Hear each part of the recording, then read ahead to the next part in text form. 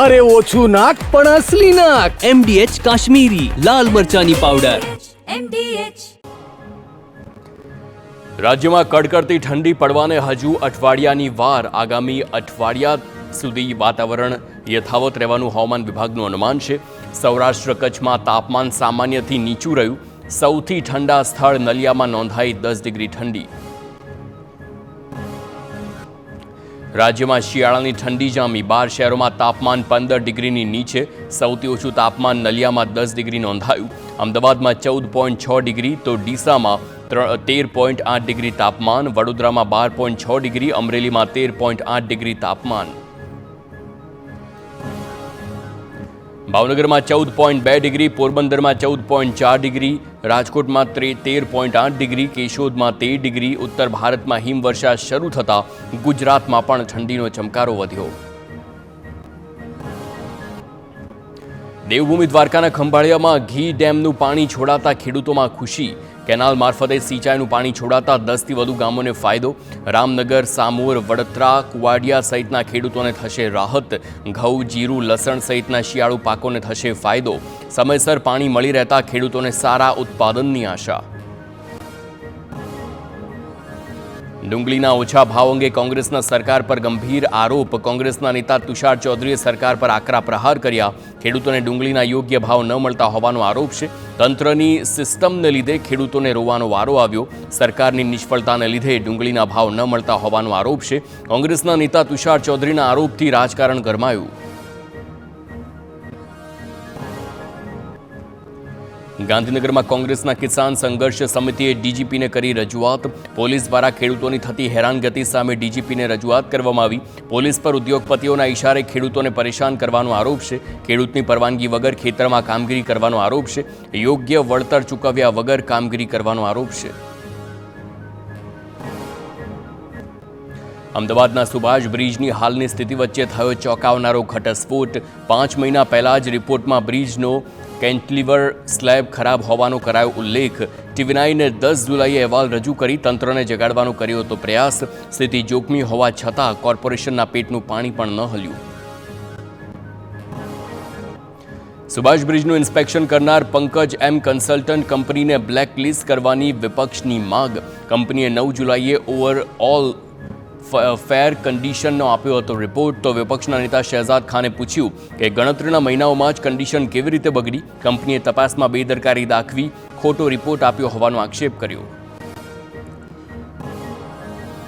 અમદાવાદમાં સુભાષ બ્રિજ બંધ કરવાનો મામલો. વાડજ સર્કલ પર એએમસીની ધીમી કામગીરીથી હાલાકી.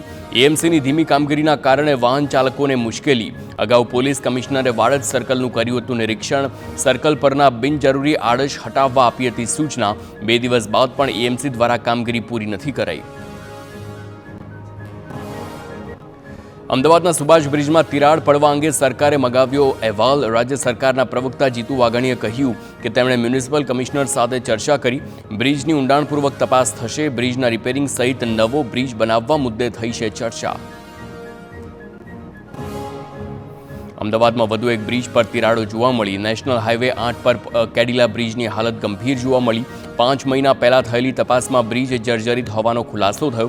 રિપોર્ટમાં નથી બ્રિજના રિપેરિંગની કામગીરી અને હજારો વાહનો જર્જરિત બ્રિજ પરથી થાય છે પસાર. સુભાષ બ્રિજની ઘટના બાદ જાગ્યું અમદાવાદનું વહીવટી તંત્ર. સુભાષ બ્રિજ ક્ષતિગ્રસ્ત થતા અન્ય બ્રિજની કરાઈ તપાસ. ગાંધી બ્રિજ ક્ષતિગ્રસ્ત હાલતમાં હોવાથી રિપેરિંગની કામગીરી શરૂ. ગાંધી બ્રિજના ઇન્સ્પેક્શન રિપોર્ટ બાદ શરૂ કરાઈ મરામત. 5 મહિના પહેલાના રિપોર્ટમાં પણ બ્રિજની સ્થિતિ ખરાબ હોવાનો હતો ઉલ્લેખ. અમદાવાદના કૃષ્ણનગર વિસ્તારમાં મંદિરમાં ત્રાટક્યો તસ્કર. ગોગા મહાજનના મંદિરમાં ચોરી કરી. મંદિરમાંથી 8 મૂર્તિ અને 12 છત્તર ઉઠાવી ગયો. મંદિર બહાર લાગેલા સીસીટીવી કેમેરામાં દેખાયો ચોર. વિડીયો ફૂટેજના આધારે પોલીસે તસ્કરની શોધખોળ હાથ ધરી. ઇન્ડિગોના સંકટ બાદ કેન્દ્ર સરકારની મોટી કાર્યવાહી. ઇન્ડિગોની ઉડાનની સંખ્યા 10% ઘટાડીને કેન્દ્ર સરકારનો આદેશ છે. રિફંડ અને પ્રવાસીઓનો સામાન ઝડપી પહોંચાડવાનો કડક આદેશ. ડીજીસીએ ઇન્ડિગોને 8 ડિસેમ્બરે મોકલેલી નોટિસની સમીક્ષા કરી. મંત્રાલયે નોંધ્યું કે ઇન્ડિગો એરલાઇન્સ મોટા પાયે ફ્લાઇટ કેન્સલેશનને સંભાળી ન શકી. રિપોર્ટમાં જણાવાયું કે એરલાઇન્સ વિમાન અને પાયલોટ ક્રૂની યોગ્ય વ્યવસ્થા ન કરી શકી. સરકારે આદેશ આપ્યા કે ઇન્ડિગોના શિયાળુ શેડ્યુલમાં 10% ઘટાડો કરવામાં આવે. ગઈકાલે કેન્દ્રીય નાગરિક ઉડ્ડયન મંત્રીનું નિવેદન સામે આવ્યું, જેમાં પ્રવાસીઓને પડેલી હાલાકી મુદ્દે તપાસ ચાલુ હોવાનું સામે આવ્યું. 13 ડિસેમ્બરથી ઇન્ડિગોની સ્થિતિ સામાન્ય બનવાની શક્યતા રાજકોટ એરપોર્ટ ઓથોરિટીએ સ્પષ્ટતા કરી છે. ઓથોરિટીનો હેલ્પલાઇન નંબર પણ જાહેર કરવામાં આવ્યો છે. રાજકોટ એરપોર્ટ પરથી 29 ફ્લાઇટ કેન્સલ, 7 દિવસમાં કુલ 29 ફ્લાઇટ રદ. નવસારીમાં બગીચો જાણે પાંજરાપોળ બન્યો હોય તેવી સ્થિતિનું નિર્માણ થયું. દુધિયા તળાવ પાસે લાખોના ખર્ચે બનાવેલા સુંદર બાગને રખડતા ઢોર માટેની કામચલાઉ પાંજરાપોળ બનાવી દેતા શહેરીજનોને હાલાકી પડી. મનપાએ બગીચાના વોક વે પર કોર્ડન કરીને કામચલાઉ રીતે રખડતા ઢોર રાખવાની વ્યવસ્થા કરી. વડોદરામાં હાઉસિંગ વિભાગની બેજવાબદારીને લઈ રોષ. મકાનો માટે ડ્રોનું આયોજન કર્યા બાદ અચાનક જ રદ કરાયા. આવાસ યોજનાના મકાનો માટે ડ્રોનું કરાયું હતું આયોજન. અચાનક જ આયોજન રદ કરી દેવાતા લાભાર્થીઓ દ્વારા ઉગ્ર વિરોધ પ્રદર્શન કરવામાં આવ્યું. કોર્પોરેશન સામે ઉગ્ર સૂત્રોચ્ચાર કરીને લોકોએ ઠાલવ્યો રોષ. અમદાવાદમાં આઈટીનું ટીમનું સર્ચ ઓપરેશન યથાવત. Gulmohar greens golf and country club ખાતે આઈટીની તપાસ. ત્રિલોક પરીખના ગુલમોહર ક્લબ ખાતે આઈટીની ટીમો દ્વારા તપાસ કરવામાં આવી. ત્રિલોક પરીખ અને અલ્પેશ પરીખના નિવાસસ્થાને અને ઓફિસે સર્ચ. વિનોદ ઇન્ડસ્ટ્રીઝ તેમજ તેમના નિવાસસ્થાનને પણ સર્ચ ઓપરેશન. તો કુલ 35 સ્થળો પર આઈટીનું સર્ચ. આઈટીની ટીમના તપાસના દાયરામાં ગઈકાલે વિનોદ મિત્તલના ત્યાંથી લાખોની રોકડ અને અન્ય વ્યવહારો મળ્યા હોવાની સૂત્રો પાસેથી માહિતી મળી. બેંક ખાતા, તમામ દાગીના સહિતની બાબતોની પણ તપાસ. મોટી માત્રામાં બેનામી વ્યવહારો સામે આવે તેવી શક્યતા. ચાંદીની ચમકમાં રેકોર્ડ બ્રેક ઉછાળો જોવા મળ્યો. ઓલ ટાઈમ હાઈ પર પહોંચ્યા ચાંદીના ભાવ. રૂપિયા 1,92,000ની સપાટીએ પહોંચ્યા ચાંદીના ભાવ. ચાંદી 2 લાખને પાર થાય તેવી શક્યતાઓ. રૂપિયો નબળો પડતા ચાંદીના ભાવમાં વધારો. 11 મહિનામાં ચાંદીના ભાવ 1 લાખનો તેમાં વધારો. અમદાવાદમાં કોર્પોરેટરના પુત્ર સામે જમીન પચાવી પાડવાની ફરિયાદ. બહેરામપુરાના કોર્પોરેટર તસ્લીમ આલમના પુત્ર સામે નોંધાયો ગુનો. વટવામાં કરોડોની જમીન ખોટી રીતે નામે કરી લેવાનો આરોપ છે. પોલીસે ગુનો દાખલ કરીને વધુ તપાસ હાથ ધરી. ગાંધીનગરના ન્યૂ સેક્ટર 3માં ગેરકાયદેસર મકાન તોડી પડાયું. કોર્પોરેશને ગેરકાનૂની મકાન તોડવાની કાર્યવાહી કરી. સ્થાનિકોએ દબાણ અંગે મુખ્યપ્રધાનને રજૂઆત કરી હતી, જે બાદ મહાનગરપાલિકાએ પગલાં લીધા.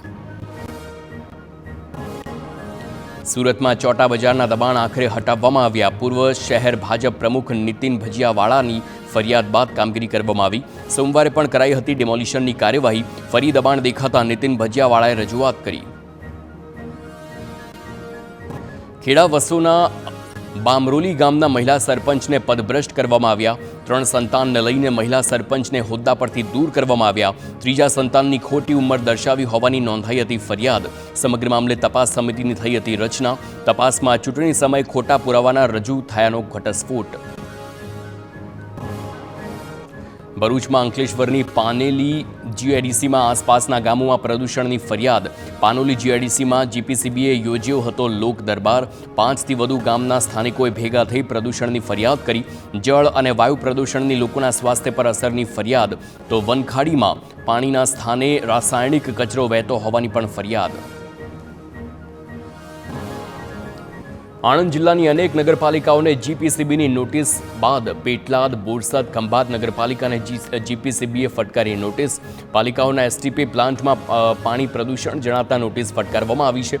જિલ્લા પ્રદૂષણ નિયંત્રણ કચેરી દ્વારા આકસ્મિક તપાસ હાથ ધરવામાં આવી. એસટીપી પ્લાન્ટ દ્વારા પ્રદૂષણ નિયંત્રણનો ભંગ કરાતો હોવાનું પણ સામે આવ્યું. 3 નગરપાલિકાઓને નોટિસ ઓફ ડિરેક્શન ઇસ્યુ કરવામાં આવી. સુરતમાં નકલી પોલીસે દરોડા પાડીને મોટો ખેલ પાડ્યો. કીમ પાસેના ફાર્મ હાઉસ પર નકલી પોલીસે રેડ કરી. મહિલા મિત્ર સાથે ફાર્મ પર પહોંચેલા વેપારી સાથે તોડ કરવામાં આવ્યો. મહિલાને લાવી ખોટા કામ કરતા હોવાનો મુખ્ય આરોપ. 3 શખ્સોએ પોતાની પોલીસ તરીકેની આપી હતી ઓળખ. 3 શખ્સોએ ચપ્પુ બતાવી વેપારી સાથે મારામારી કરી. મહિલા અને વેપારીને માર મારી 25 લાખની લૂંટ કરી. 25 લાખની માંગ કરવામાં આવી. અંતે વેપારી પાસેથી બળજબરીપૂર્વક 13 લાખ રૂપિયા પડાવ્યા. બાદમાં વેપારીએ સમગ્ર ઘટનાની જાણ કીમ પોલીસને કરી. પોતાને પોલીસ બતાવનાર 3 શખ્સ વિરુદ્ધ ગુનો નોંધાયો. સુરતમાં જૈન અગ્રણી સાથે કરોડોની છેતરપિંડી કરનારો ઝડપાયો. ફરિયાદી સાથે કરોડોની જમીનનો સોદો કરીને આચરી હતી ઠગાઈ.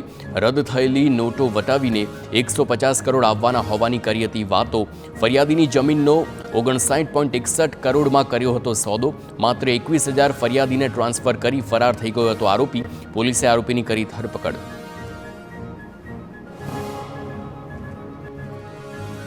બનાસકાંઠા જિલ્લાના ઓગળ તાલુકામાં ખેડૂતોના નામે મંડળીમાં લોન કૌભાંડ થયાની ફરિયાદો ઉઠી.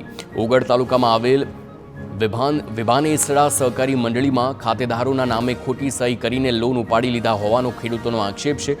મંડળીના ચેરમેન અને મંત્રી સહિત લોકોએ મળીને ખાતેદારોના નામે ખોટી સહીઓ કરીને લાખો રૂપિયાની લોન ઉપાડી લીધી હોવાનો આક્ષેપ છે. 2 લાખથી લઈને 4 લાખ રૂપિયા સુધીની લોન અનિયમિત રીતે મંજૂર કરી 25 લાખની છેતરપિંડી આચરી હોવાનો ખેડૂતોનો દાવો.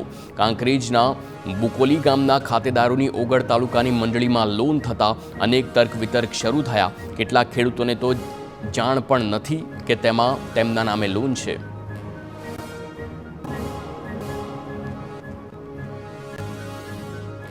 તો માઉન્ટ આબુમાં તાપમાનનો પારો ગગડ્યો. મેદાની વિસ્તારમાં 0 ડિગ્રી તાપમાન નોંધાયું. સૌથી ઊંચા ગુરુ શિખર પર પારો માઇનસમાં નોંધાયો. હાડથી જવતી ઠંડીમાં પ્રવાસીઓએ માણી મજા. પ્રવાસીઓએ આબુના વિવિધ સ્થળોની મુલાકાત પણ લીધી છે. પ્રવાસીઓએ ચાની ચુસ્કી સાથે શિયાળાનો આનંદ લીધો. માઉન્ટ આબુમાં ગુજરાત અને રાજસ્થાનના પ્રવાસીઓ માટે શિમલા મનાલી સમાન. ડિસેમ્બરની ઠંડીમાં માઉન્ટ આબુમાં પ્રવાસીઓનો ધસારો વધ્યો. મહત્વનું છે કે મેદાની વિસ્તારોમાં 0 ડિગ્રી તાપમાન નોંધાઈ રહ્યું છે, ત્યારે પ્રવાસીઓએ આબુમાં ચાની ચુસ્કી સાથે ઠંડીની મજા માણી.